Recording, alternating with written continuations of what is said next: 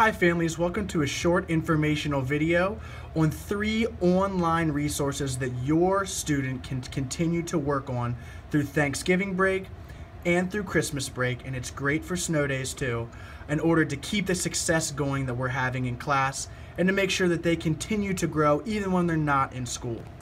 The first at-home resource that I'm going to show you is something that can only be accessed through a laptop. It doesn't work on phones or through any tablets. I'm going to show you how to get to the Waynesboro Area School District website. If you're familiar with Google, just go to Google and then type in WASD and then click enter. One of the first searches that should come up is Waynesboro Area School District Home. You may have to scroll down for it if it's not in your recent search history. But when you click on that, you should come right to the district website. On this website, you can see that there's something called Schools. When you click on that, there's a drop-down menu that can take you down to Hooverville Elementary School. Click on Hooverville Elementary School. That takes us to our school site, which looks very familiar to the district site. On our school site, you'll see that there's a tab titled Students. On Students, there is an application called Fast Math. Click on that application. You'll see that there's a little square here. Have your student click that square. It'll enlarge. Click the square again. Welcome to Fast Math. It'll talk to him, as you can see here. Type in the username and password, which is your child's lunch number, is the username. The password is your child's lunch number again. I'm going to be using a student from our class's login, and just to keep confidentiality, I'm going to move the camera away so I can log in really quickly and keep his number private.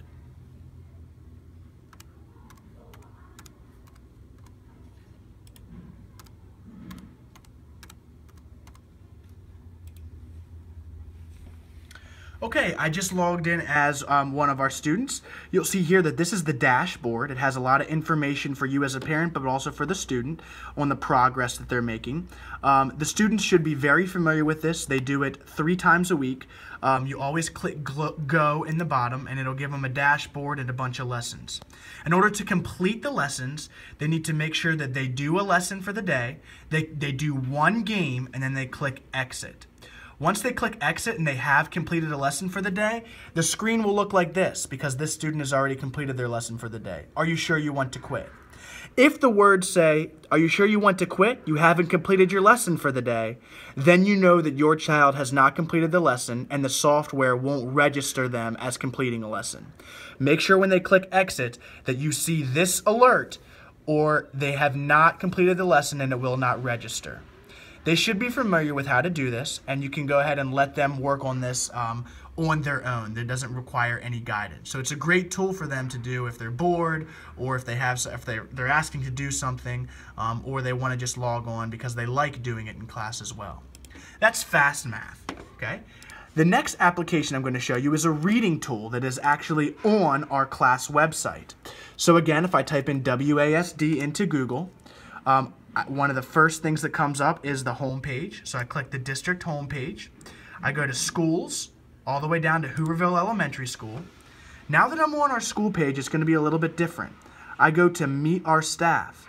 I come down to 3rd grade in the drop-down window. I go to Mr. John Courtney. This shows us our classroom website. On the website, you'll see that there's a tab called Curriculum Helpers. In Curriculum Helpers, you'll see that there are links to 2015 classroom resources.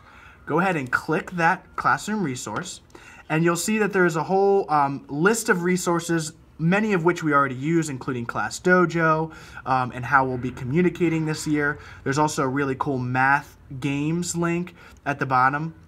But what I want to show you today is Raz Kids. The teacher code for Raz Kids is JC2771, and the link right there is live, so all you need to do is click on it. By the way, this works on a tablet, and it should work on a phone as well. So if you don't have internet access through a laptop, but you have it through a phone or through a tablet, you can use it for this. When I click on Raz Kids, you'll notice that this is the screen that the students are familiar with. Every student has their own personalized login. Again, for confidentiality reasons, I'm going to just click on a random student's login code and use that code to log in to show you what it looks like. The students should be familiar with how to log in. This is a little different than Fast Math in that the username is their lunch number. number. Their password is their lunch number, first initial, last initial. So John Courtney is my name. My lunch number would be a 6-digit code. JC would be my password. I'm going to log in and show you what this looks like. Just give me 1 second.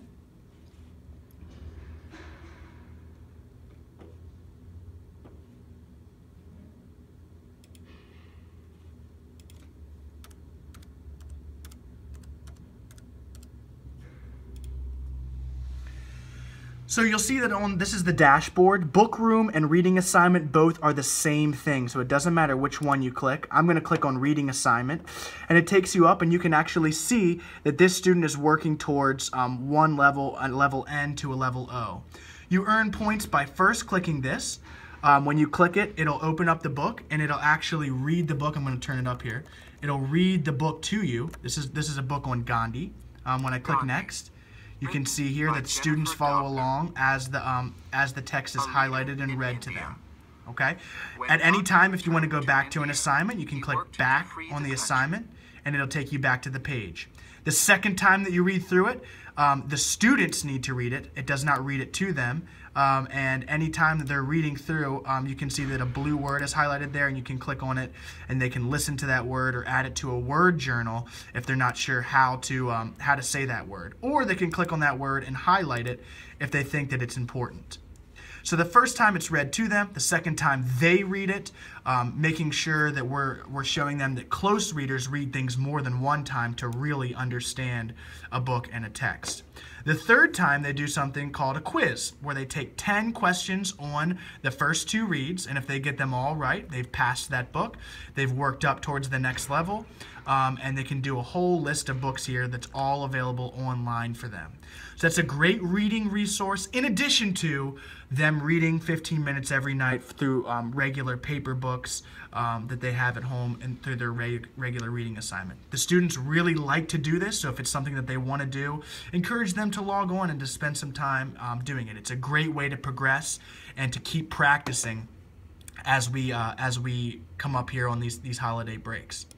The last one I'm going to show you is Study Island. So again, WASD. I click on WASD. It takes me to the district homepage. From there, I go to Schools, drop-down menu to Hooverville Elementary School. In Students, instead of Fast Math, I'm going to click on Study Island, and it's going to open up here. You don't need to click for schools or for home. All you have to do is come up here and click Login, because they already have a login. Okay? And this is Study Island for schools. So you want to click on Login because they're going to use a school login code. The username is actually going to be their first and last name at WASD. I'm going to use Eric Jacobs as an example here.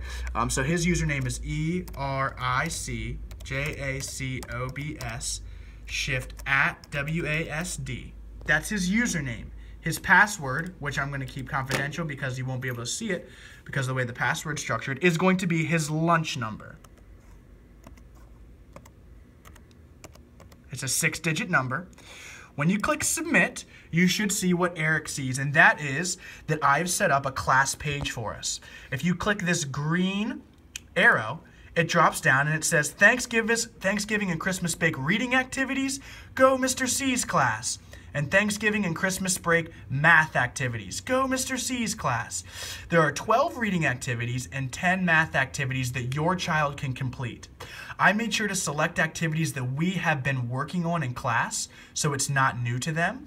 The activities that they'll be working through actually will be very similar to what they'll see on the PSSAs or on their benchmarks that they take here in class.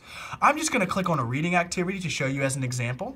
You'll see that there is a list of 12 of them. All of them have different topics. Next to each one, you'll see that there are the words lesson. So if you click on lesson first, which I encourage every student to do, a little window will pop up with some examples and a quick little short story lesson. There's also a movie, when you click on that will load that every student should watch before they begin practicing. And the movie tells them a little bit about the skill. And it helps them work through some of the problems that they'll work through the practice session. So the movies are about 10 minutes long.